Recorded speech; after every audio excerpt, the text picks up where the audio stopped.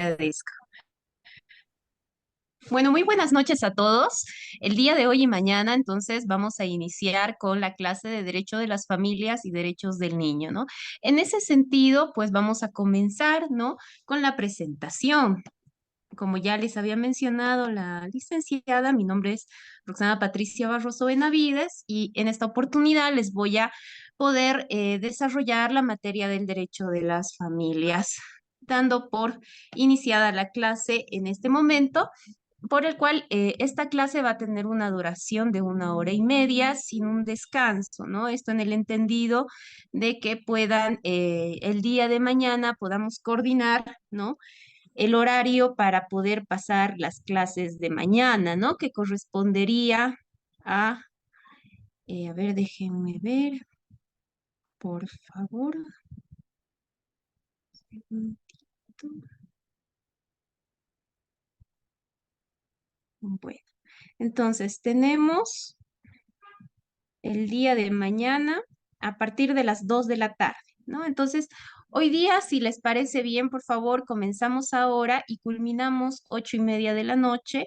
Y el día de mañana, que el día de mañana va a ser un poco más dinámico, les pediría que lo podamos llevar 2 horas y media para cumplir, ¿no? Las 2 horas que debe cumplir cada sesión, ¿no? Entonces, en esta oportunidad, vamos a iniciar hablando del derecho de las familias. Hoy en día es importante concebir, ¿no? Cómo se presenta el contexto de las familias en el marco de la Constitución Política del Estado del año 2009 y cómo se abre paso a concebir, ¿no? Que la familia no necesariamente está entendida desde este concepto monoparental, desde este concepto donde se parte de tener un padre, una madre y un hijo, ¿no? Es decir, ya el concepto de las familias ya se abre, ¿no? En el entendido de abrir y romper barreras, ¿no? Referente a la concepción de que existan padres o madres solteros o de que existan abuelos o abuelas, ¿no? Que se hagan cargo de los hijos, ¿no? En ese entendido, existen diferentes tipos de familia, pero para poder comenzar es importante abordar, ¿no? Las nociones generales de esta materia. En ese sentido, ¿no? Tenemos que el derecho de las familias va a concebir un conjunto de normas jurídicas que van a regular justamente las relaciones de los integrantes, de los miembros de cada familia, ¿no?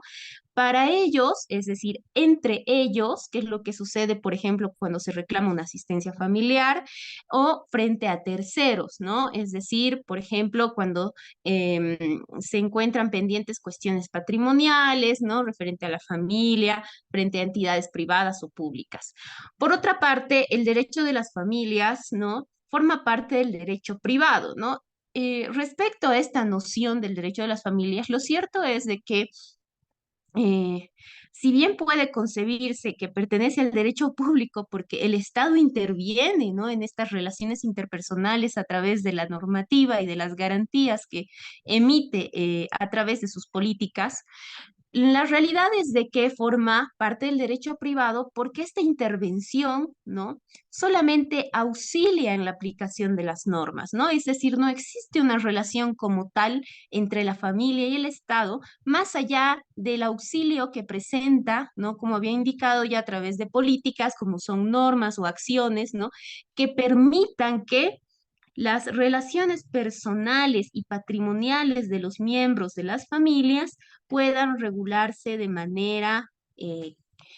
de manera que respeten los derechos de cada miembro, ¿no?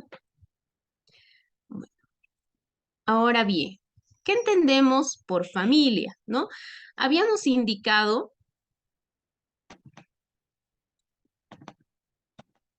perdón, teniendo unos inconvenientes.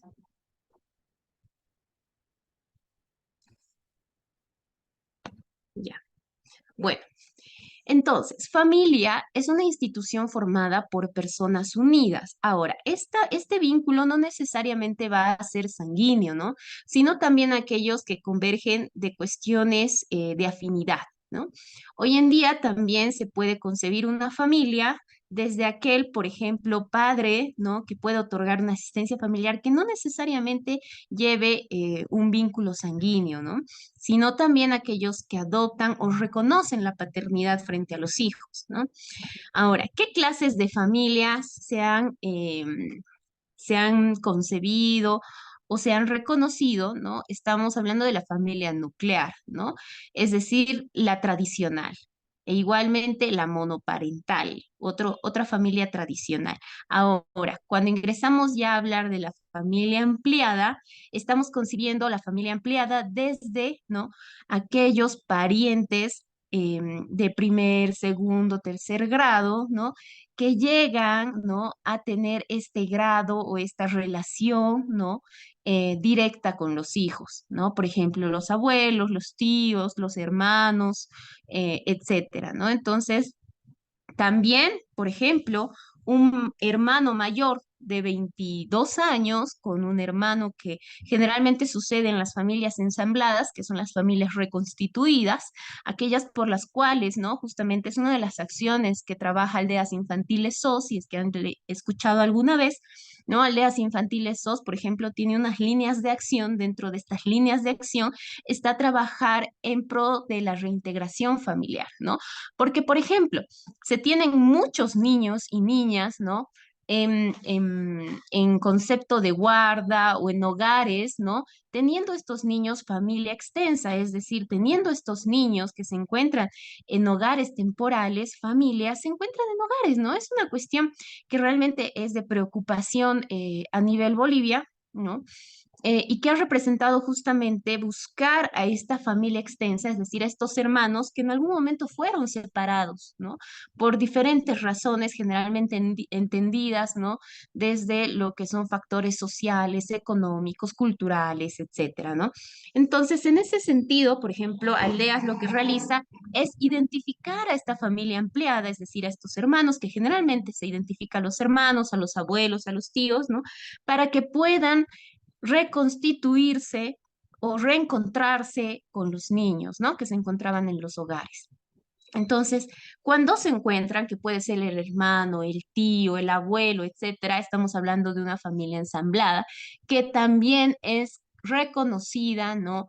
Y por lo tanto, es poseedora de los derechos de familia que establece la ley 603.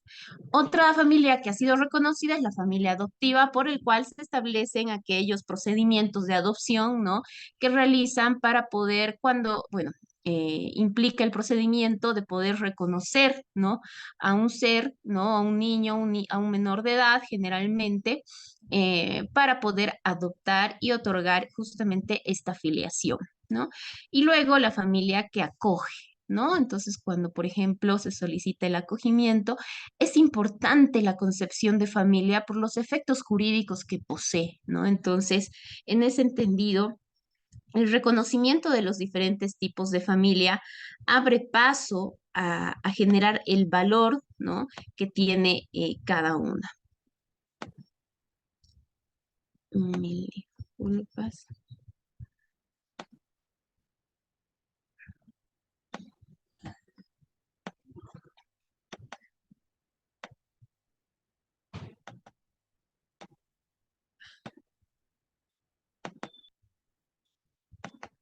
Bueno, por otro lado, tenemos a los sujetos de derechos de las familias, es decir, quienes tienen derechos, deberes, responsabilidades y quienes pueden, por ejemplo, presentarse frente a un proceso familiar son los cónyuges o concubinos, ¿no? Es decir, padre, madre, esposo, esposa. Los parientes, es decir, aquellos tíos, primos, hermanos, personas que ejercen o están sujetas a la patria potestad, adoptantes o adoptados, tutores, incapaces o curadores, ¿no? Entonces ellos son los que pueden ser parte, por ejemplo, dentro de un proceso familiar como demandante o demandado. Ahora bien, por otro lado, es importante hablar desde los principios, derechos y valores de las familias. Lo cierto es que los principios son realmente la parte fundamental cuando uno va a realizar una valoración de los derechos de las familias o de los miembros de las familias. Esto no solamente en términos sociales o sustantivos, sino en términos procesales. Cuando uno acude uno acude a un procedimiento de tipo familiar, lo cierto es de que lo primero que tiene que valorar son los principios del derecho de las familias y los principios procesales de las familias, ¿no? Entonces, para ello, en primer lugar, vamos a ver los derechos, ¿no? ¿Qué derechos tienen las familias? Tienen el derecho a vivir bien. ¿Y qué implica el derecho a vivir bien? Que está establecido justamente en la Constitución Política del Estado, en el artículo 8, donde se han determinado cuáles son esos parámetros que se entiende para poder cumplir justamente, ¿no? Con la valoración de el poder encontrar una sociedad, ¿no? Que realmente albergue una vida digna. ¿Y qué es la vida digna? ¿No? La vida digna es el respeto a la condición humana misma, ¿no? Y en ese sentido, el vivir bien va a entender justamente un aspecto integral de la vida. ¿Qué quiere decir esto? ¿No? Que el Estado, ¿no? O que los derechos que proclama las leyes en favor de las familias y las condiciones sociales, económicas, ¿no? Permita que las familias puedan tener una vida digna en un sentido material, es decir, por ejemplo, tengan acceso al trabajo, ¿no? Una vida espiritual, ¿no? Una vida armónica, ¿no? En un entorno familiar. ¿Qué quiere decir esto?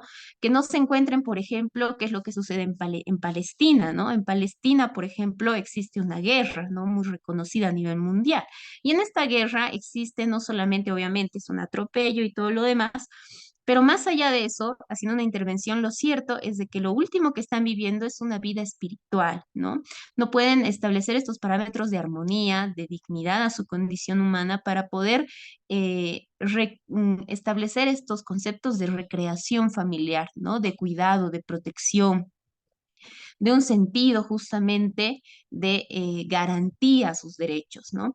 Y esta vida física, ¿no? Esta vida integralmente física, ¿no? La protección física, que es justamente el mismo ejemplo cuando un Estado se encuentra desprotegido frente a una guerra, lo cierto es un ataque, etcétera, está muy comprometida justamente la cuestión física, ¿no? Entonces, eh, el concepto del vivir bien, ¿no? Está entendido justamente desde que las familias no solamente se encuentren bien materialmente, o sea, no solamente tienen que encontrarse en un espacio donde tengan ingresos económicos, sino que también se le asegure esta integridad física y espiritual justamente entendida, ¿no? Desde este concepto y modelo del vivir bien.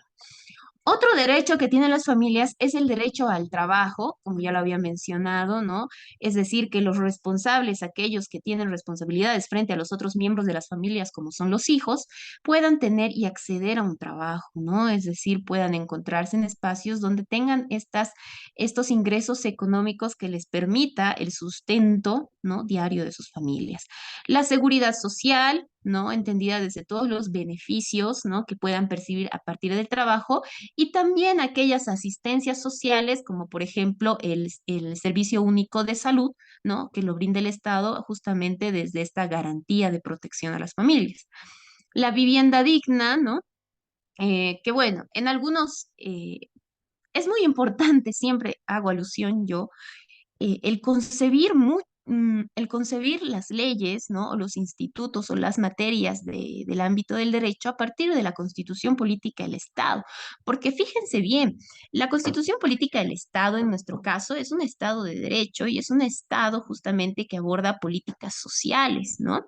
En este estado de políticas sociales, demócrata, etcétera, lo que va a establecer este estado es poder realizar políticas sociales. Por ejemplo, se tiene en relación a la vivienda digna, el estado aplica políticas para lograr, ¿no? Que familias que tengan un terreno, pero no tengan o no tengan la posibilidad financiera de poder hacer una construcción de una vivienda, se les otorgue esta posibilidad, ¿no? Esos son tipos de políticas que realiza el Estado justamente para generar esta igualdad entre familias. Pero eso depende mucho del modelo de Estado, ¿no? Existen, por ejemplo, estados que en realidad están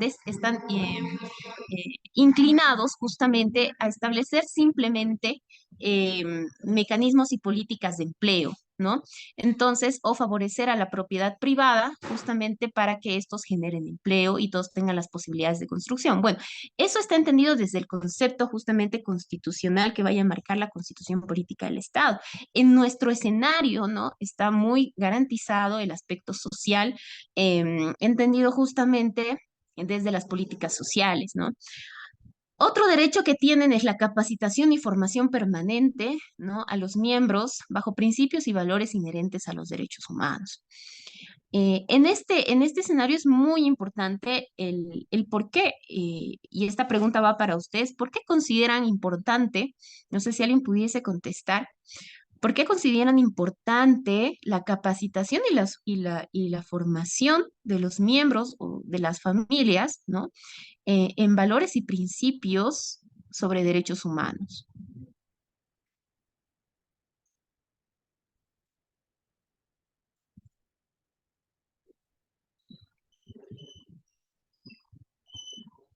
A ver, alguien, La palabra, licenciada. por favor. Bueno, Yo pienso que un principio fundamental en todo aspecto, en todo lo que es derecho y en todas de sus ramas, principalmente en la área familiar, es la de informarse, ¿no? Bajo la información nosotros vemos cuáles son eh, nuestras constitucionales, nuestros derechos, ¿no? Y principalmente en este caso, ¿no? De la familia, ¿no? Que es muy importante, ¿no?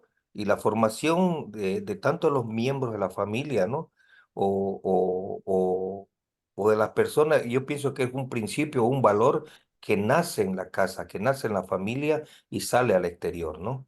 Pienso de que la base fundamental de nosotros los seres humanos es la familia, ¿no? De ahí viene nuestra formación. Y en base a esos valores y en base a esos derechos es que nosotros podemos tanto proteger a nuestros entes queridos, saber los derechos de la mujer, del niño y adolescente. Más o menos eso es lo que pienso. perfecto, exactamente, ¿no? Justamente, muchas gracias. O sea, bueno, al respecto de este punto, lo cierto es de que es importante que los miembros, ¿no? De las familias puedan concebir y formarse en derechos humanos. ¿Qué es lo que sucede, por ejemplo, en la violencia intrafamiliar? Muchas mujeres no conocen sus derechos, ¿no? No conocen el derecho a no sufrir violencia física, económica, psicológica, material, política, laboral, ¿no? El no conocer, por ejemplo, qué derechos tienen y de qué manera y qué mecanismos existen para su protección, genera una vulnerabilidad a nivel individual. Pero esta transgresión individual que se genera por la violencia estructural, lo cierto es que va a terminar, ¿no? Generando o va a terminar generando, perdón, va a terminar generando un impacto a nivel familiar. Porque cuando hablamos del concepto de familia, hablamos desde un concepto sistémico, ¿no? Es decir, lo que afecta a un miembro de la familia afecta a todos los miembros de la familia, ¿no? Si el padre se queda sin desempleo, o sin empleo, va a generar un impacto en todos los miembros, ¿no? A nivel social, económico, mental, de salud, etcétera, ¿no? Entonces, justamente es importante, ¿no? Que los miembros de las familias puedan desarrollar, formarse, capacitarse en los principios, valores y derechos humanos. Bueno, tienen derecho a expresar su identidad y cultura, incorporar prácticas y contenidos culturales que promuevan el diálogo intercultural y la convivencia pacífica y armónica, ¿no? Tienen derecho a la seguridad y protección, a vivir sin violencia ni discriminación y con la asesoría especializada.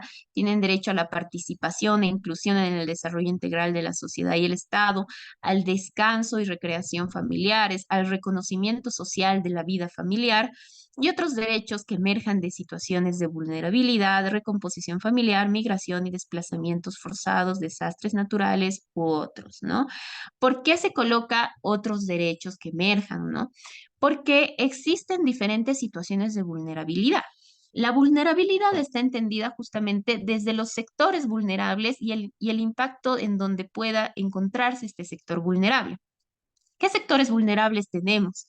Por ejemplo, tenemos el sector vulnerable de los niños, niños y adolescentes. Tenemos a las mujeres, a las personas con alguna discapacidad.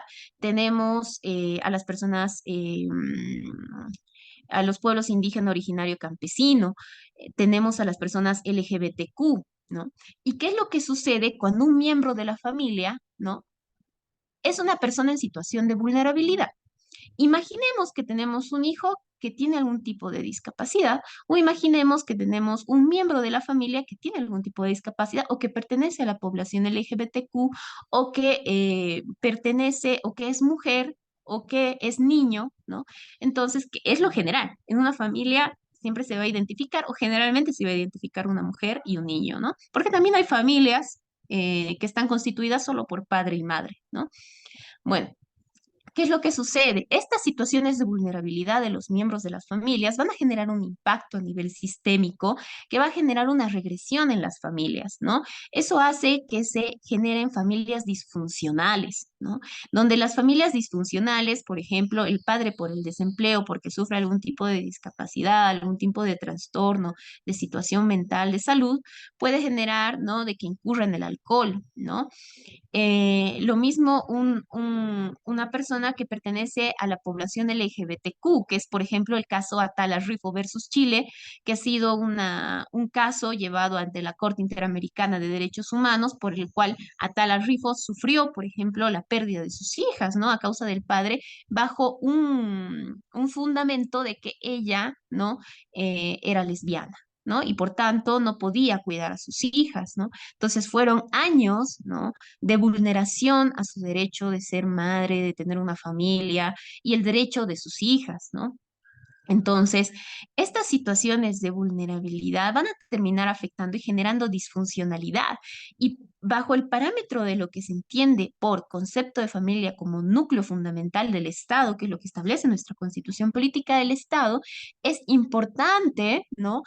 Aplicar los diferentes enfoques que atienden a estos escenarios vulnerables de determinadas poblaciones, ¿no? Bueno. Por otro lado, también se ha establecido cuáles son los valores del derecho de las familias y tenemos a la responsabilidad, el respeto, la solidaridad, la protección integral, los intereses prevalentes, la favorabilidad, la unidad familiar, la igualdad de oportunidades y el bienestar común. En relación, por ejemplo, al valor de protección integral, tenemos que tener presente que esta protección a la familia está entendida desde un concepto integral, ¿no? Es decir, que se debe atender todos los aspectos que impliquen su vida digna, ¿no? Ya lo habíamos hablado desde este concepto de vivir bien, ¿no? Que justamente habla de atender todas las esferas, ¿no? Que concibe o que tiene una familia. Luego hablamos de la favorabilidad. El principio de favorabilidad está entendido y lo van a ver con mayor precisión está entendido como un principio, ¿no? En el ámbito de las familias está entendido como un valor, pero este concepto, ¿no? Lo van a encontrar en el artículo 14.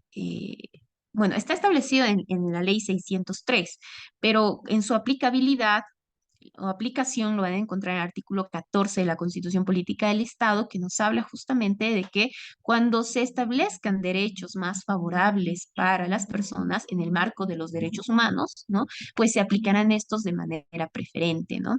Entonces, mientras más favorables sean las posibilidades de mejorar las condiciones de una familia, ¿no? Se aplicarán esas, ¿no? Porque se busca siempre que todos los escenarios o todos los, los resultados a los que se quiera llegar a nivel de política social, a nivel normativo, a nivel de decisiones judiciales, sociales, económicas, etcétera, tienen que encontrarse en el marco de favorecer lo más que se pueda a las familias, ¿no? Por otro lado, hablamos de la unidad familiar. Este es un concepto muy entendido justamente cuando se presentan casos de divorcio, separaciones, cuando se presentan casos de guarda, cuando se presentan casos de tutela, ¿no? Porque el principio o el valor general es la unidad familiar, que el Estado logre que las familias se mantengan constituidas, ¿no? O que la madre permanezca con su hijo o con su hija, o que el padre permanezca con su hija o con su hijo. Pero existen casos, ¿no? En el que, por ejemplo, una madre que se encuentra en una situación donde ha violentado a su hija, la ha lesionado, ¿no? O, por ejemplo, un caso en el que una madre terminó como modo de castigo, ¿no? Eh, quemándole las muñecas a su hija porque no hacía las tareas, o perdón, porque le había sacado un monto de dinero. ¿No? Constituye un tipo de violencia que le llegaron a suspender la maternidad, ¿no? Entonces, por ejemplo, ese es un caso excepcional a la unidad familiar, pero la base principal es lograr, ¿no? Que las familias puedan encontrarse unidas, ¿no? El valor de igualdad de oportunidades es entendido justamente de que todas las familias tengan las mismas oportunidades de lograr este desarrollo, ¿no? Integral a nivel familiar, ¿no? Y por último, los principios. Estos principios son los principios base, ¿no? Principios base que permiten guiar el concepto de las familias. Esto está establecido en el Código de las Familias, en la Ley 603. ¿Y por qué son importantes? La realidad es que si bien defendemos derechos, lo cierto es que estos derechos solamente pueden ser interpretados y atendidos al caso concreto a partir de los principios, porque los principios guían, ¿no? Guían la manera en la cual se van a plasmar estos derechos, se van a materializar. Por ejemplo, el principio de equidad de género marca un concepto fundamental al momento, ¿no? De determinar una asistencia familiar o al momento de determinar la guarda, al momento de determinar eh, la división de bienes, etcétera, porque antes justamente bajo este enfoque de género, ¿no? Ha sido atendido justamente por estos conceptos históricos de transgresión en la que una mujer se ha encontrado por muchos años referente a sus derechos, ¿no? Referente a, por ejemplo, las posibilidades, ¿no? O las diferencias que se entendían, ¿no? Estructuralmente, ¿no? Otro principio importante igual es el de igualdad de trato, ¿no? El de igualdad de trato, ¿por qué? Eh, Cuando uno se encuentra, ya vamos a avanzar más adelante, la asistencia familiar, por ejemplo, tenemos padres y madres que se encuentran a veces separados, ¿no? Y esta separación implica que, por ejemplo, uno se queda con la guarda y otro pasa a la asistencia familiar, por más derecho de visita que se establezca, ¿no? Entonces, al momento en el que existe esta separación, puede que un padre, el padre que no tenga la guarda, sea la madre o el padre, no cuente con una fuente laboral, ¿no? O otro hipotético caso, ¿no? Que el padre tenga dos hijos, ¿no? De diferente madre, pero una madre le pida más asistencia familiar porque la madre tiene más posibilidades económicas o tiene una mejor fuente laboral que el padre, ¿no? Porque puede existir también ese tipo de escenarios, ¿no? Entonces, aquí es importante aplicar el principio de igualdad de trato, porque si bien es cierto que se tiene derecho a una asistencia familiar, lo cierto es que esa asistencia familiar tiene que fijarse en función al caso concreto, es decir, a lo que se vaya a demostrar respecto a los requisitos de ese instituto, ¿no? Pero tiene que aplicarse esta igualdad de trato, ¿no? Tanto en los hijos como en los padres, ¿no? Es decir, las circunstancias bajo el principio de verdad material no son las mismas, ¿no? Uno puede demostrar que, por ejemplo, no cuenta con ingresos, no cuenta con empleo, no cuenta con posibilidades y sin embargo, si bien la madre tiene la guarda, ¿no? Sí cuenta con un empleo estable, sí cuenta con una vivienda propia, etcétera, ¿no? Entonces, son cuestiones, y eso es lo interesante del ámbito de las familias, es que los principios tienen un papel muy importante. Este aspecto también está entendido desde el interés superior de la niña, niño y adolescente, porque el interés superior de la niña, niño y adolescente tiene una dimensionalidad muy impresionante. El interés superior, si bien ha servido para fundamentar decisiones, lo cierto es de que ya lo vamos a avanzar esto el día de mañana con mayor desarrollo, pero el interés superior permite, ¿no?, que se tenga de manera preferente la atención a la niñez, ¿no? Esto en el entendido justamente de que pertenece a un grupo determinado como vulnerable, ¿no? Entonces, ¿qué quiere decir el interés superior del niño? Que en las decisiones, ¿no?, judiciales se tornará de manera preferente la atención a los niños, ¿no? Es decir, los jueces, las autoridades administrativas, judiciales, en los colegios, etcétera, ¿no? Siempre se tendrá que atender de manera preferente los intereses, es decir, los derechos de las niñas, niños y adolescentes, ¿no? Y esto va a guiar, ¿no?, y fundamentarse en qué sentido, ¿no?, esa atención debe ser preferente y primordial para esa institución, para esa decisión judicial, y eso es lo que tendrá que hacer el abogado al momento de aplicar este principio.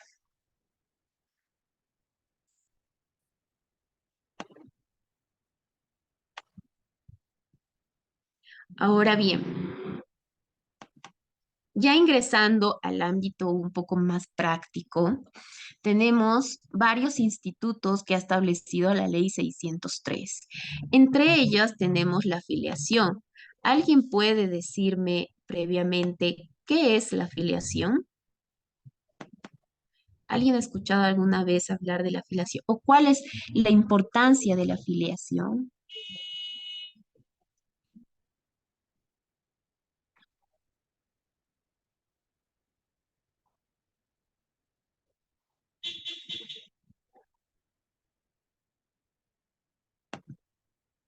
¿Nadie? La palabra, licenciada. Sí, por favor, Gary. Gracias, doctorita. La afiliación vendría a constituirse, pues, ese vínculo entre el padre y el hijo, ¿no? Y es un derecho fundamental que tienen los menores a ser filiados por sus padres, ¿no? Anteriormente, con la anterior constitución, se necesitaba sí o sí el consentimiento del varón, o sea, del papá, para poder filiar. Ahora, con nuestra nueva constitución, le abre paso inclusive a que solo la madre pueda ir a filiar a su hijo, ¿no? Exacto, sí, muy bien, Ari, muchas gracias. Ya, exacto, ¿no? Entonces, en ese sentido, como decía Ari, es un derecho, ¿no? Es un derecho que tienen las personas, ¿no?, dentro de una familia. Por ejemplo, es un derecho tanto del hijo como del padre o madre, ¿no? A establecer la filiación, el reconocimiento maternal o paternal, ¿no? Como decía Gary, justamente, esta filiación, ¿no?, puede también darse por indicación, que es el de presunción de filiación. Esto ha estado, como decía también Gary, en la Constitución Política del Estado, en el artículo 65, en el que señala expresamente que se podrá hacer el reconocimiento de la afiliación por simple indicación, es decir, presumiendo, ¿no?, que tal persona es el padre, ¿no?, del hijo, ¿no?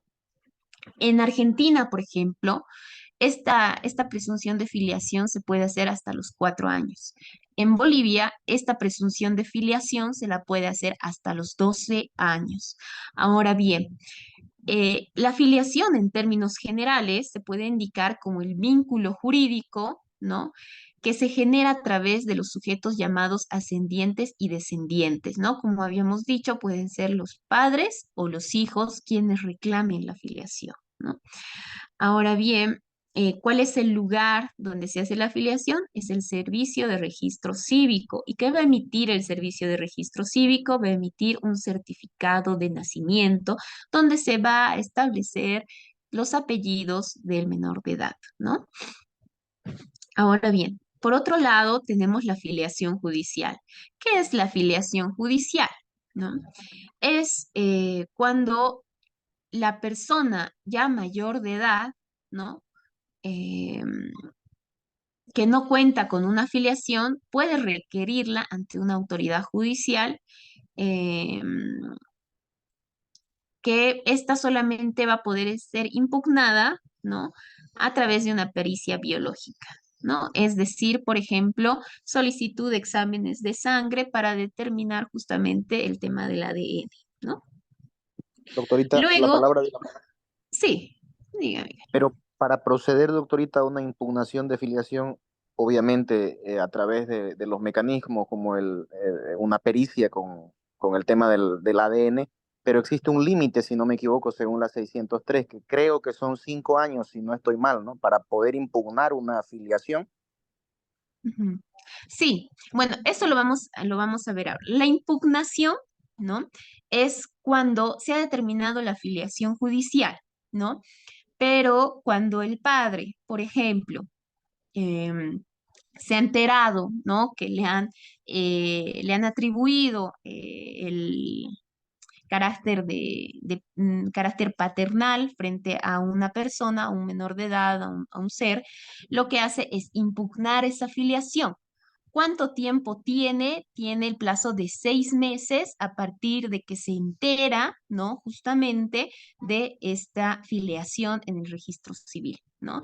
Impugna, eso es negación de paternidad, ¿no?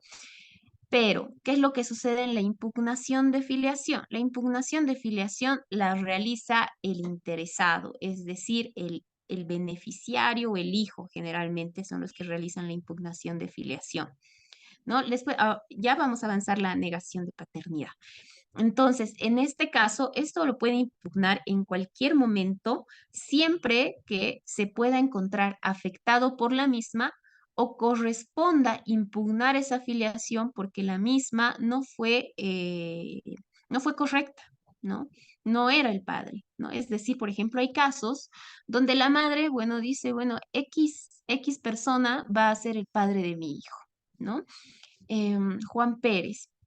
Bueno, Juan Pérez va a ser padre de Pablito Pérez, ¿no?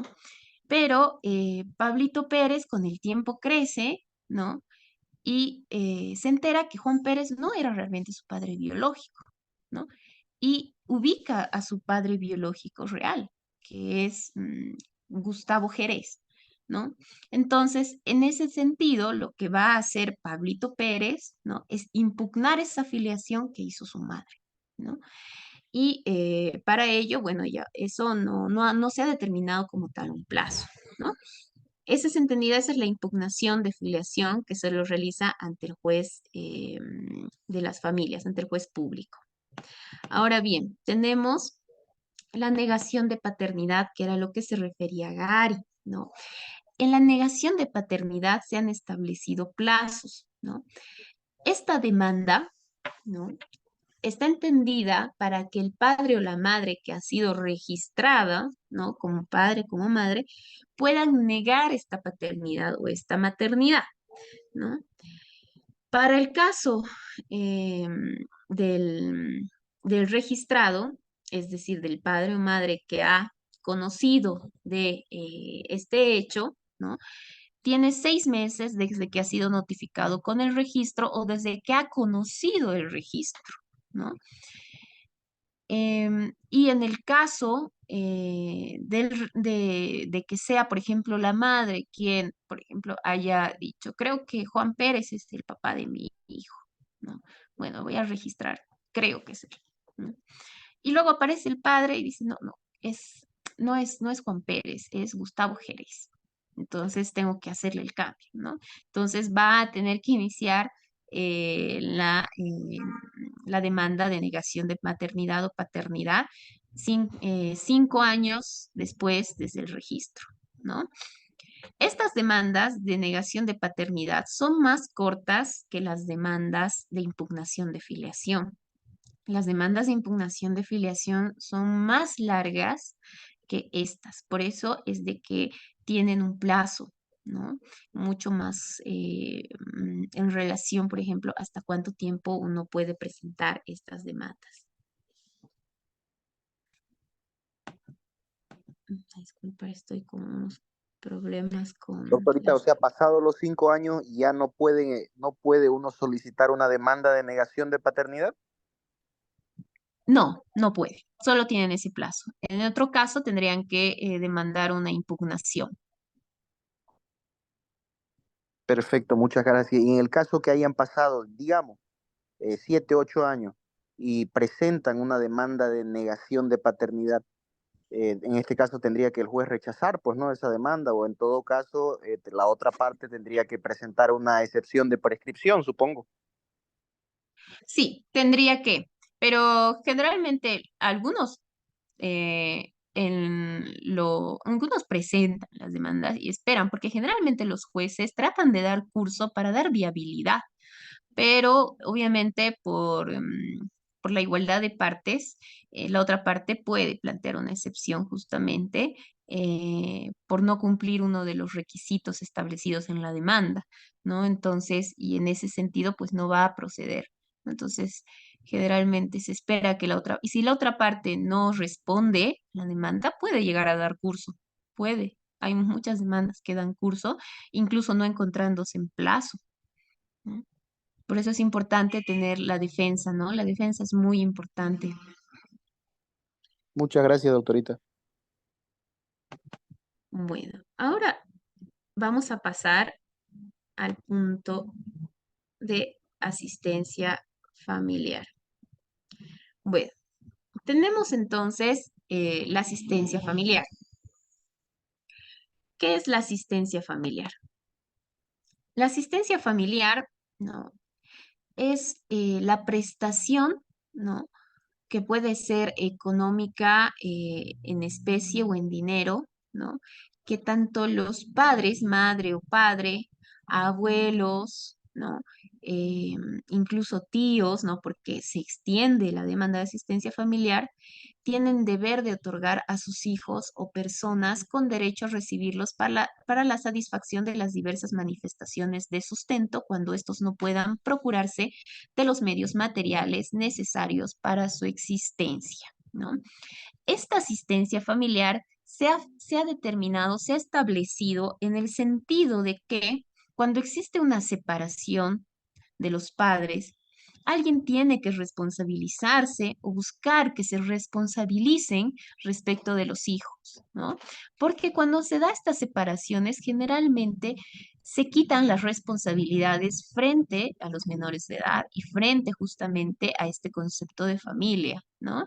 No olvidemos, ¿no? Como habíamos dicho, que familia no está entendido desde un concepto tradicional, monoparental o nuclear, donde solamente se encuentran padre, madre, hijo, sino también familia está entendido desde el concepto de padre con hijo, madre con padre, abuelo con hijo, ¿no?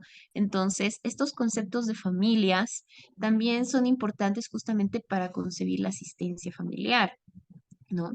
Y en ese sentido, la asistencia familiar, ¿qué busca garantizar? Busca garantizar qué derechos garantiza la asistencia familiar. ¿Alguien puede contestarme?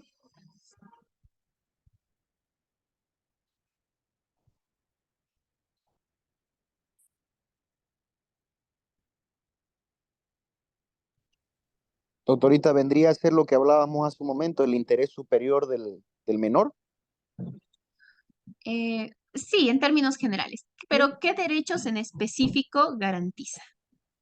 Para qué se establece la asistencia familiar para los hijos? O bueno, en este caso, para el beneficiario, simplemente. Buenas noches, Porque, doctora. ¿Podría ser el derecho a la salud, a la alimentación, ya, a la vestimenta? exacto. Muy bien, Mabel, muchas gracias. Sí, justamente garantiza esos derechos, ¿no? El derecho a la salud, la vivienda, la alimentación, la vestimenta y la recreación. Cuando se establece o se fundamenta una demanda, lo que tiene que demostrarse es que, o bueno, ya está determinado, ¿no? Que todo ser humano necesita salud, vivienda, alimentación, vestimenta y recreación, ¿no? Pero ¿en qué sentido, no? A veces existen hijos que requieren más atención en la salud que otros, ¿no? Por ejemplo, un hijo que tiene algún tipo de discapacidad, alguna cuestión de tipo de salud, etcétera, va a requerir una asistencia familiar mucho mayor, ¿no? Y en ese sentido, ¿no? Tendrá, por ejemplo, que fundamentarse, ¿no? Considerando y aplicando los principios, ¿no? Por ejemplo, el interés superior que decía Gary, ¿no? Desde la importancia de atender al niño que sufre algún tipo de discapacidad y que por tanto esa asistencia familiar debe ser mayor a la establecida. ¿Cuál es esa asistencia familiar establecida cuando, se fija una asistencia familiar? Es el 25% del salario, perdón, el 20% del salario mínimo nacional, que vendría a ser 500 bolivianos, porque el salario mínimo nacional es 5.000 bolivianos, ¿verdad? Entonces, 500 bolivianos es lo que automáticamente se fija cuando cuando el obligado u obligada, ¿no? Tiene un salario mínimo nacional igual o menor a este. Es decir, puede ganar 2.500 bolivianos, que se le ha fijado a nivel institucional, o puede estar ganando menos de los 2.500 bolivianos, pero se le va a fijar el monto del 20% del salario mínimo nacional, 500 bolivianos. Aunque el padre, por ejemplo, o el obligado, perdón, o la obligada acredite que no cuenta con un empleo, este tiene que pagar el concepto de 500 bolivianos, ¿no? La única manera, existen maneras obviamente de en la exclusión a la asistencia familiar, que las vamos a ver más adelante, ¿no? Pero es la regla, ¿no? La asistencia familiar es extensiva a parientes, a situaciones de discapacidad y embarazo, ¿no? Es decir, por ejemplo, los padres pueden solicitar la asistencia familiar, ¿no? Cuando ya son mayores y no cuentan con recursos ni con formas de poder cubrir sus necesidades, pueden solicitar asistencia familiar a los hijos, ¿no? También los hermanos pueden solicitar asistencia familiar a sus hermanos, ¿no? Cuando no cuentan con las posibilidades de cubrir sus necesidades, ¿no? Existen casos justamente de hermanos que tienen alguna cuestión de salud y alimentación. Esos son los únicos dos derechos, por así decirlos, ¿no? O conceptos que se atienden cuando se trata de hermanos, ¿no? Em, en relación, por ejemplo, la asistencia familiar no solamente es cancelada, ¿no? A los hijos, ¿no? Sino también es cancelada a personas o parientes con alguna situación de discapacidad, ¿no? Y cuando la mujer, ¿no? Se encuentra embarazada, mientras dure el embarazo, el obligado tendrá que cancelar el concepto de asistencia familiar hasta que nazca el hijo e inmediatamente nace el hijo, esta asistencia familiar pasa al hijo, ¿no?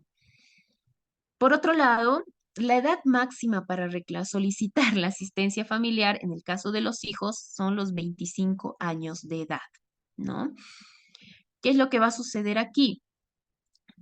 Existen reglas también para determinar que sea hasta los 25 años de edad. Una de ellas es que el hijo demuestre que se encuentra estudiando, ¿no? Y que se encuentra con las necesidades para poder desarrollar sus estudios, ¿no? Existen padres, por ejemplo, o madres, ¿no? Obligado, obligado, abuelos, tíos, ¿no? Que indican que, por ejemplo, en el caso de los 25 años, generalmente está destinado más para padres, ¿no? Cuando son menores de edad, esta asistencia familiar se puede hacer extensiva a los abuelos, a los tíos, porque en concepto de menores de edad existe una protección reforzada cuando se trata de niñas, niños y adolescentes. Vean bien, por ejemplo, el principio de interés superior del niño no lo pueden aplicar cuando se solicita una asistencia familiar de un joven de 18 años de edad, ¿no? De 19 años de edad.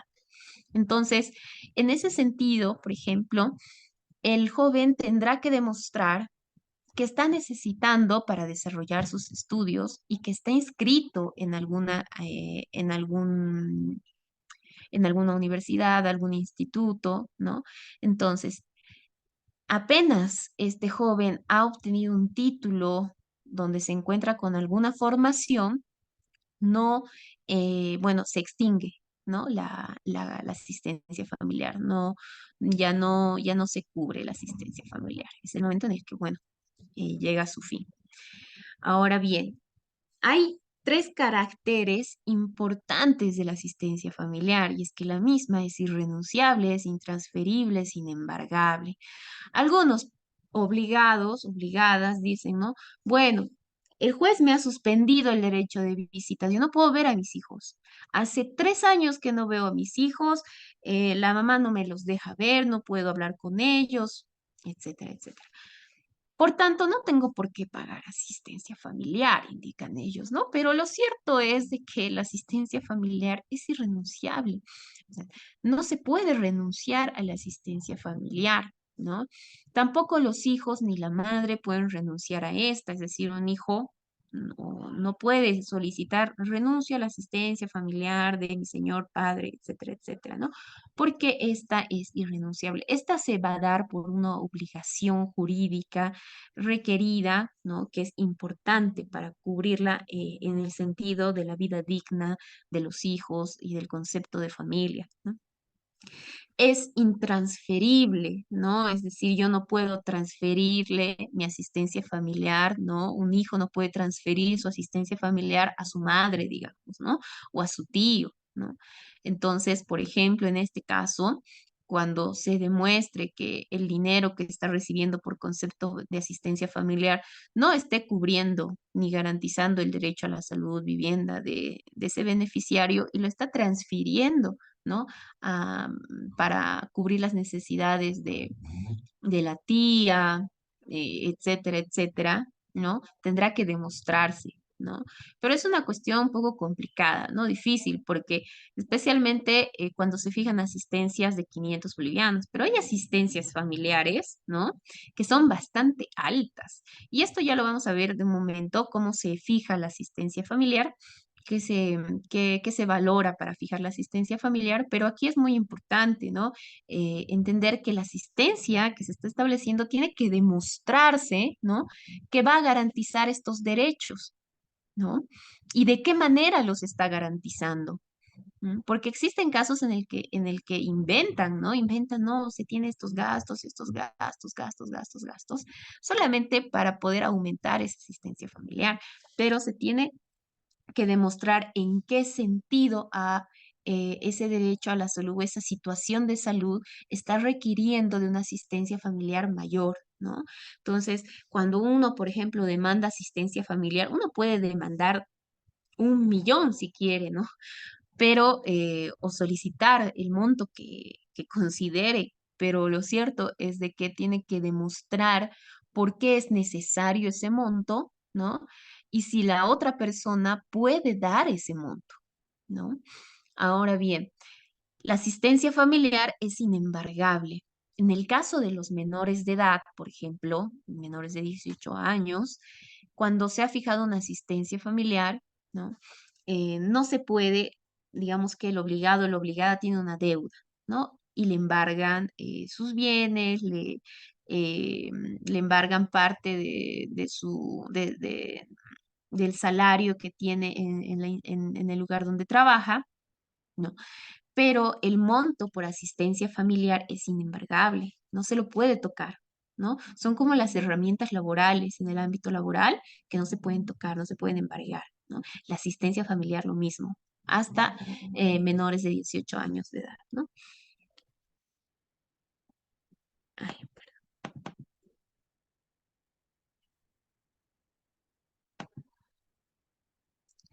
bueno. Por otro lado, tenemos a los obligados y a la fijación. ¿Quiénes están obligados a pasar la asistencia familiar? La o el cónyuge, ¿no? Entonces puede ser la madre o el padre, ¿no?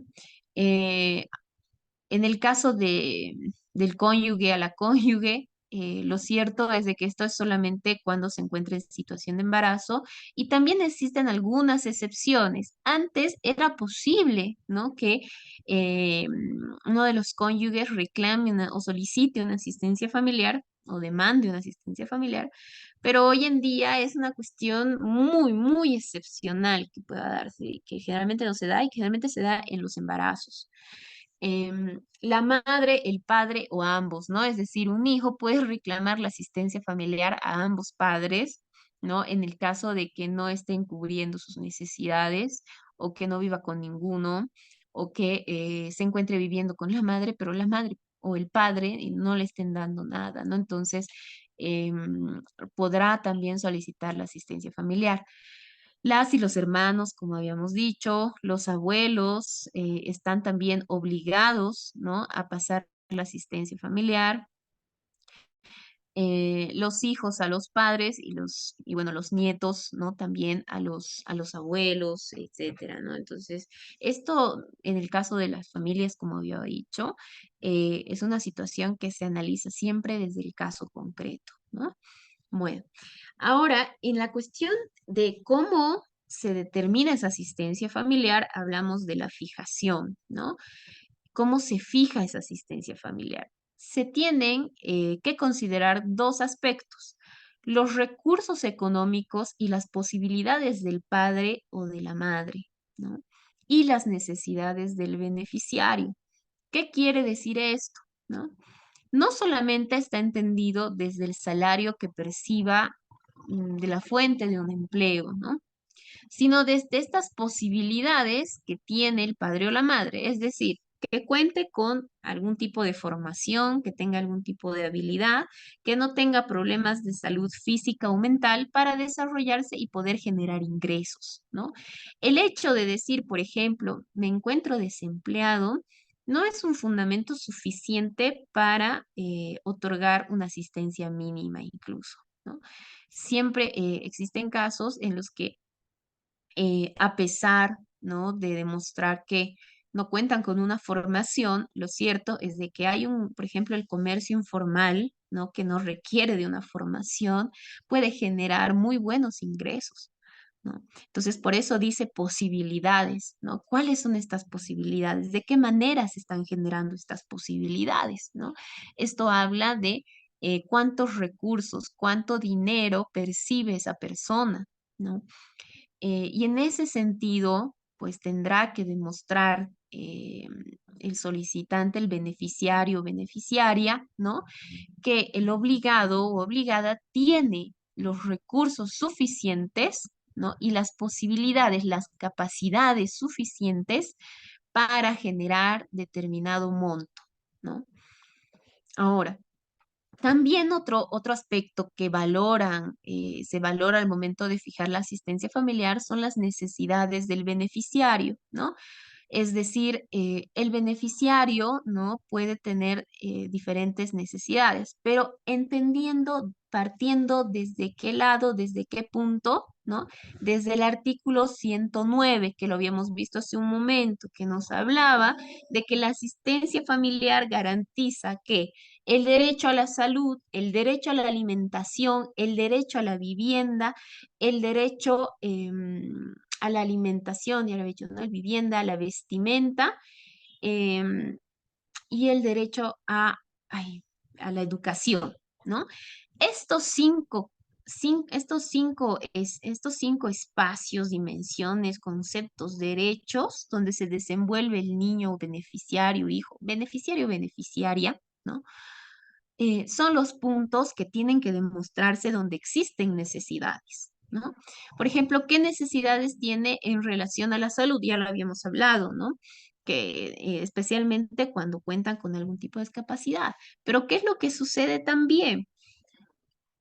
Por ejemplo, puede ser, ¿no?, que el guardador, ¿no?, el padre o madre guardador o el guardador simplemente eh, tenga un empleo, una fuente laboral que cuente con seguro social, ¿no? Entonces se encuentra en esta situación de poder brindarle seguro, ¿no?, seguro médico al beneficiario, ¿no? Y esto en determinada medida va a terminar cubriendo, ¿no?, gran parte de lo que es este punto, ¿no? Por tanto, es importante, como ya había mencionado, que se valore bastante cuáles son estas necesidades y se demuestre cuáles son esas necesidades, ¿no?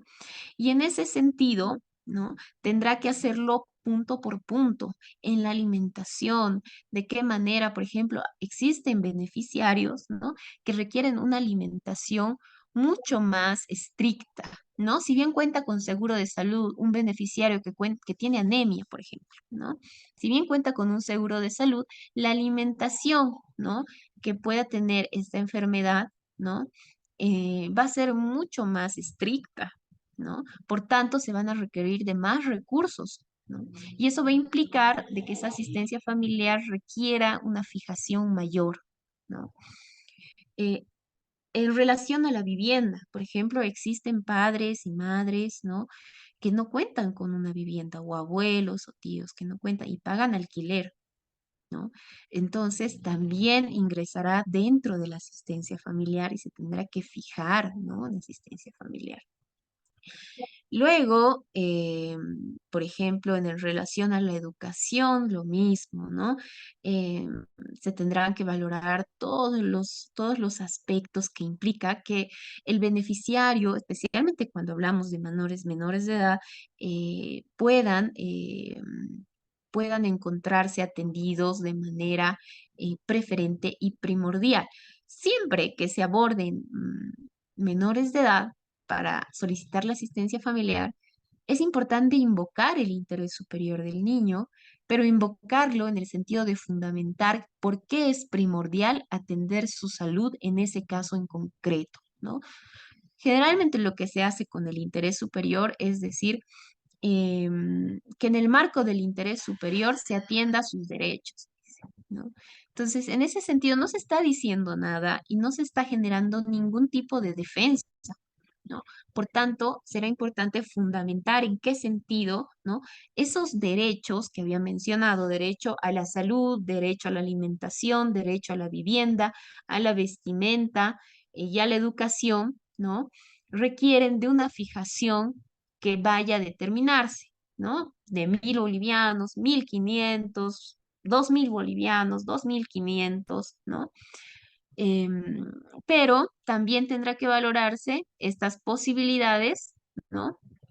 Eh, eh, Tendrán que compartir justamente o considerar las posibilidades y los recursos económicos del padre o madre. ¿Qué principio se aplica en la fijación? Se aplica el principio de proporcionalidad. ¿Qué quiere decir esto? ¿No? Que se hace una evaluación justamente de estos dos puntos para considerar los elementos, ¿no? Que permitan dar a cada quien lo que corresponde, ¿no? De acuerdo al caso concreto y demostrando estos puntos, ¿no? Que se demuestre una necesidad y que se demuestre una posibilidad, ¿no? Ahora, el modo de la fijación puede ser fijo o porcentual, ¿no? Es decir, puede determinarse 1.000 bolivianos, ¿no? Y puede ganar el obligado 9.000, ¿no? ¿Qué 9.000? ¿Por qué? ¿Por qué le da solo 1.000 bolivianos a su hijo? Porque el obligado puede tener deudas, puede tener deudas bancarias, puede tener otro hijo, muchos más hijos, ¿no?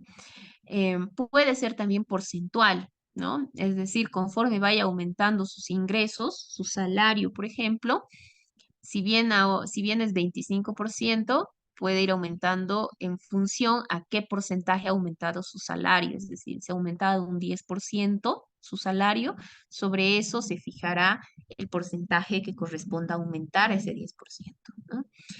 Y como habíamos dicho, en el caso en el que el obligado u obligada perciba un monto igual o menor al salario mínimo nacional, igual o menor a 2.500 bolivianos, se le va a fijar el mínimo de 500 bolivianos, ¿no?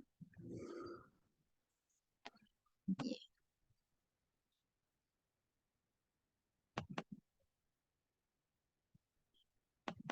Ahora, ahora bien. Dentro de la asistencia familiar se pueden plantear incidentes, ¿no? La demanda principal es la demanda de asistencia familiar, que es uno de los efectos, ¿no? Que genera la filiación. Ese vínculo jurídico que se ha formado a través de un registro cívico donde se ha establecido, ¿no? Ese vínculo a partir del registro de un apellido, un nombre, ¿no? Ha generado un efecto que es la asistencia familiar, ¿no? La demanda de la asistencia familiar, que es la demanda principal. Dentro de la demanda, ¿no? Existen, por ejemplo, unos gastos que no se fijan en función a la asistencia familiar, porque la asistencia familiar, como habíamos dicho, es algo fijo, ¿no? Es algo ordinario que todos los días se requiere, ¿no? Que no va, que va a variar, pero no, no va a ser diferente, ¿no? En función a esos parámetros que había dicho, que son derecho a la vivienda, derecho a la alimentación, a la educación, a la salud, a la vestimenta, ¿no? En los gastos extraordinarios, por ejemplo, hablamos, ¿no? De estos gastos relacionados a necesidades emergentes, imperativas e ineludibles que podrán ser pagados por la o el obligado en proporción a sus posibilidades por acuerdo de partes o determinación judicial, ¿no? Es decir, estos gastos no se entienden desde la asistencia familiar. A veces confunden eso, ¿no? Confunden gastos extraordinarios con asistencia familiar. Por ejemplo, el beneficiario o beneficiaria requiere medición de lentes. Requiere lentes porque no ve bien. Y lo conciben en el ámbito del derecho a la educación dentro de la asistencia familiar, ¿no? Pero ese es un gasto que se hace una vez al año, una vez cada 2 años, ¿no? La medición, por ejemplo, se tiene que realizar una vez al año, cada 6 meses, dependiendo, ¿no? El cambio de lentes es en función a cuánto ha aumentado la vista o cómo se encuentra el marco, el lente como tal, el vidrio, etcétera, ¿no? Entonces, no es un gasto regular. No es que todos los meses o todos los días tiene que ir a hacerse la revisión al oftalmólogo, ¿no? Entonces, en ese sentido, es un gasto ineludible que lo requiere, es emergente porque lo necesita inmediatamente para poder ver bien, ¿no? Y esto, ¿no? Generalmente estas responsabilidades de gastos extraordinarios, cuando no existe una buena relación entre los padres o entre el guardador y el obligado, ¿no? O obligada, lo cierto es que es el guardador o el responsable, ¿no? El tutor quien hace este gasto, ¿no?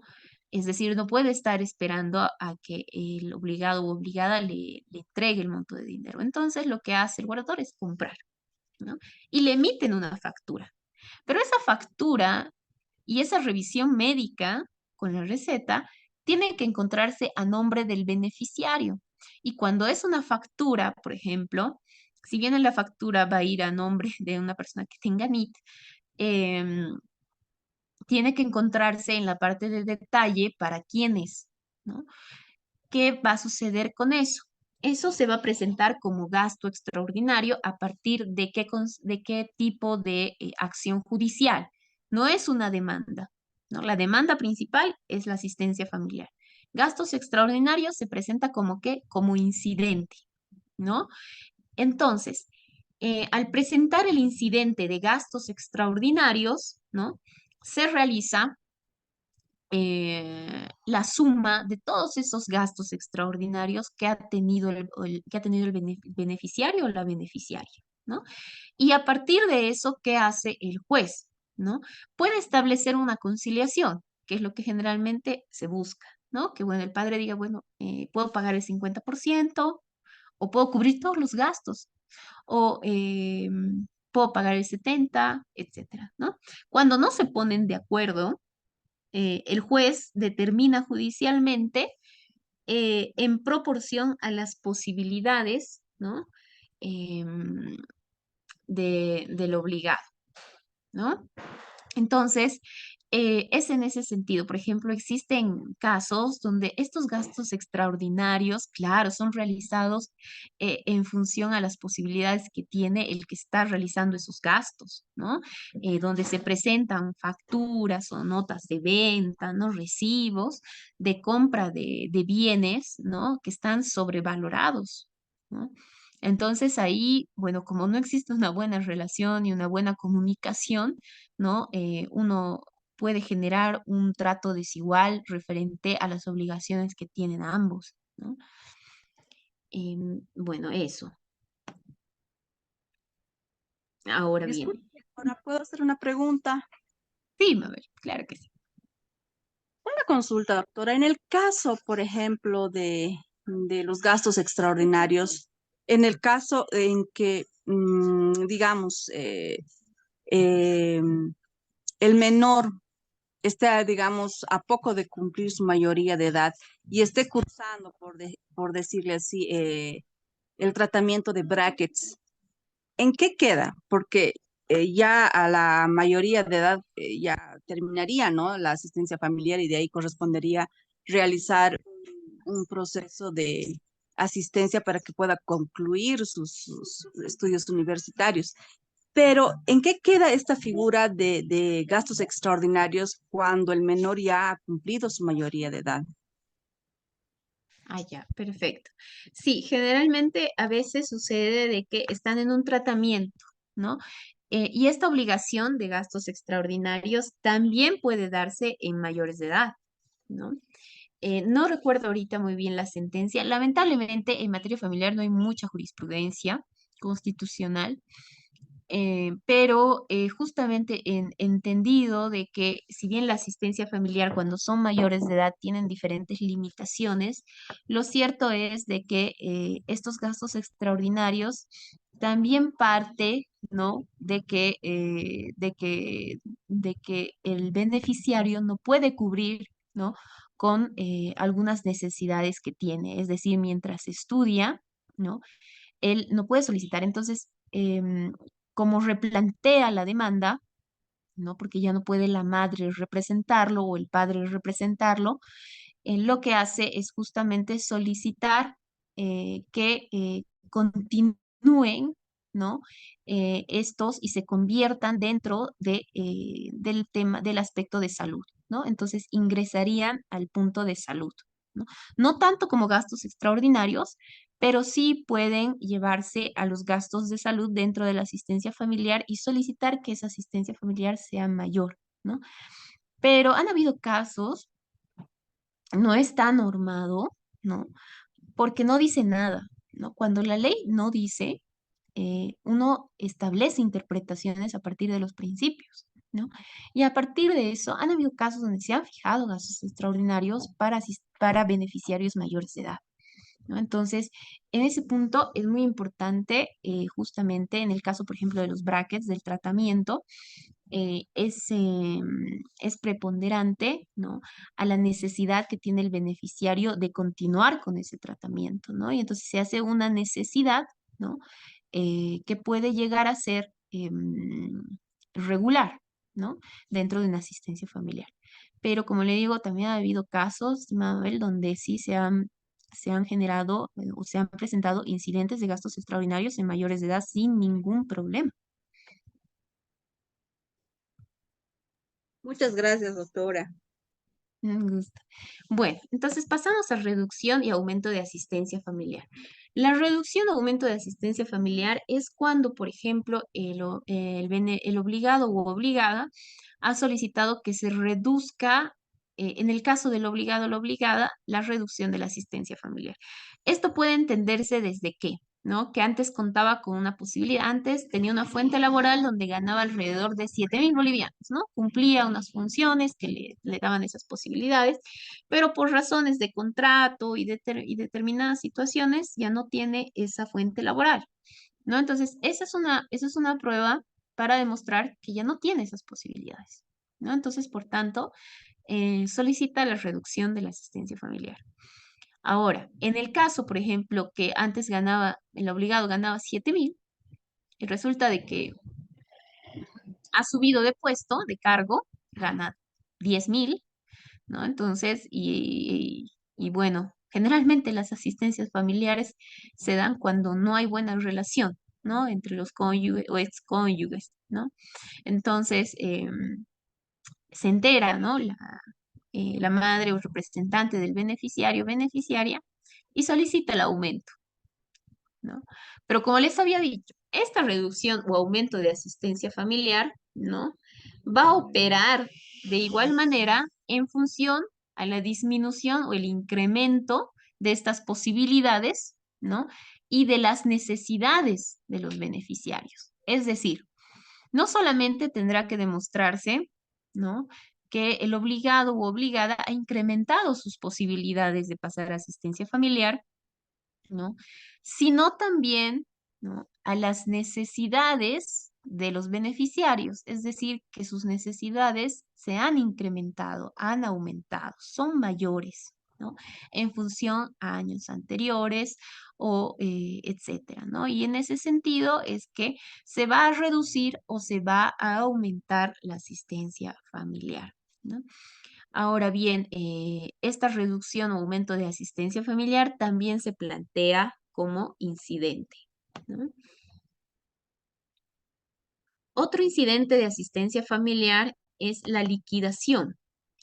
La liquidación es una planilla donde se establecen los pagos de vengados por concepto de asistencia familiar que no se han cumplido, ¿no? Son pagos de vengados, ¿no? Es decir, por ejemplo, desde el 2022, el obligado o obligada no cumple con la asistencia familiar. No hace el depósito al órgano judicial, no hace el depósito al banco, eh, no cumple, ¿no?, con su obligación. No existe prueba de que haya entregado el dinero. Entonces, eh, se revisa desde qué momento se ha fijado la asistencia familiar o desde qué momento ha sido el último pago, ¿no? Y se saca y se suma, ¿no?, los montos que adeuda el obligado u obligada, ¿no? Esto se presenta en calidad de incidente y se tiene un plazo de 3 días, ¿no?, para notificar a la otra parte, ¿no? Esta notificación se espera o se exige que sea personal. Por tanto, generalmente lo que se hace en el caso en el que no se ubica su lugar, el lugar donde se encuentra, se sacan edictos cuando se demuestra que efectivamente no se tiene su ubicación, ¿no? O, por ejemplo, en el caso en el que viven en otros departamentos o en otros países, en otros municipios, etcétera, lo que se hace es solicitar órdenes instruidas, ¿no?, para poder llevarlas a otros departamentos con ayuda de función del órgano judicial en el lugar, ¿no?, para un policía, ¿no?, para poder notificar con esta planilla al obligado u obligada, porque es personal, ¿no? Entonces, notificado tiene el plazo de 3 días para contestar y decir, en tal fecha yo he hecho este depósito, ta, ta, ta, ta, ta, ta, ta, ta, ¿no? Entonces, puede también, como decía, observar esa planilla de liquidación, ¿no? O simplemente abstenerse, que es lo que generalmente sucede. Ahora bien, ¿qué es lo que sucede después de esto? Se emite una resolución, ¿no?, revisando la planilla y aprobando la planilla, ¿no?, o modificando la planilla, ¿no? Aprobada la planilla de liquidación, se notifica nuevamente. Generalmente esta notificación ya no es personal, es en estrados judiciales, ¿no? Entonces, a partir de eso, se tiene otro plazo por el cual, ¿no?, tiene el obligado o obligada que cancelar el monto adeudado por asistencia familiar. Al no cumplir con el pago, ¿no?, se solicita el mandamiento de apremio, ¿no? Que el mandamiento de apremio es la excepción a la regla de privación de libertad por conceptos de deuda, ¿no? Pero al tener un interés social tan elevado como es la vida digna de los beneficiarios, ¿no?, es que se ha permitido que se establezca o se realicen y ejecuten mandamientos de aprehensión en conceptos de asistencia familiar, cuando el obligado no ha cubierto la liquidación. Esto no sucede para los gastos extraordinarios, por ejemplo. En gastos extraordinarios no se emiten mandamientos de aprehensión, ¿no? Porque no los consideran de gran impacto social o de interés social como lo es la asistencia familiar. Y por último, se tiene el incidente de cesación de la asistencia familiar. Es decir, la persona obligada se encuentra imposibilitada de cumplirla, ¿no? Esta imposibilidad no quiere decir no tengo trabajo, ¿no? Esta imposibilidad está entendida desde una cuestión física, ¿no? Por ejemplo, que el obligado u obligada haya quedado en una condición física o en una condición mental que no le permite realizar actividades con ingresos económicos, ¿no? Los beneficiarios ya no la necesiten, ¿no? Esto quiere decir, por ejemplo, esto generalmente sucede, esto es solamente para casos de mayores de edad, ¿no? Por ejemplo, cuando los mayores de edad ya, que es inmediato, han obtenido un título de formación, por tanto pueden conseguir un empleo. O cuando se ha demostrado que el beneficiario no está estudiando y está trabajando, ¿no? Por tanto, hay una interpretación de que no requieren asistencia porque está generando un ingreso, ¿no? Y no está estudiando, entonces no está requiriendo una asistencia. Cuando los beneficiarios recurran en causas de indignidad. ¿Cuáles son estas causas de indignidad? Por ejemplo, el parricidio, ¿no? O el homicidio, o la tentativa, ¿no? Que el beneficiario haya querido asesinar a su obligado o obligada, ¿no? La negación de filiación se haya declarado probada, ¿no? Eso está claro. El fallecimiento de cualquiera de las partes, es decir, ¿no? Que se presenta un certificado de defunción, ¿no? Y con ello se presenta incidente de cesación de asistencia familiar por fallecimiento del obligado o por fallecimiento del la o el beneficiario. Entonces, en esos casos, los incidentes pueden ser declarados probados o improbados, ¿no? Eso sería respecto a lo que es filiación, asistencia familiar y negación de paternidad, ¿no? Entonces, la filiación, como vemos, tiene un impacto y un efecto muy importante en la vida jurídica, por tanto, social, económica, etcétera, de las personas. Hay un concepto entendido desde valor, derecho, principio, que es la dignidad, ¿no? Y la identidad, perdón. Entonces, la filiación, y esto debe estar presente siempre, es muy importante cuando se habla del derecho a la identidad de los hijos, ¿no? Porque permite el reconocimiento social y jurídico, ¿no? Para lograr justamente el desarrollo integral, ¿no? De los niños y la vida digna de los niños y las personas, ¿no? Entonces, la filiación guarda un impacto muy importante desde el concepto o el derecho a la identidad para asegurar justamente la vida digna por todos los efectos sociales y jurídicos que contempla, como habíamos visto, por ejemplo, la asistencia familiar, ¿no? Entonces, bueno, como les había solicitado el día de hoy, se ha fijado que la clase culmine a esta hora y el día de mañana nos estaríamos viendo a las 2 de la tarde hasta las 4:30 y estaríamos abordando matrimonio, unión libre, divorcio y desvinculación judicial y el proceso familiar, ¿no? Algunas etapas, cómo se plantea una demanda, etcétera. Y luego culminaríamos con derechos de los niños, niños y adolescentes respecto a, especialmente para abordar los principios que son la parte más importante para atender procesos de niñez, ¿no? Como por ejemplo una adopción, como por ejemplo una denuncia por violencia, sea en el ámbito escolar o sea en el ámbito familiar, etcétera, ¿no?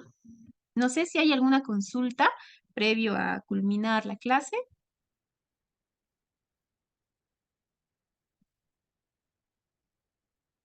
¿Está todo claro?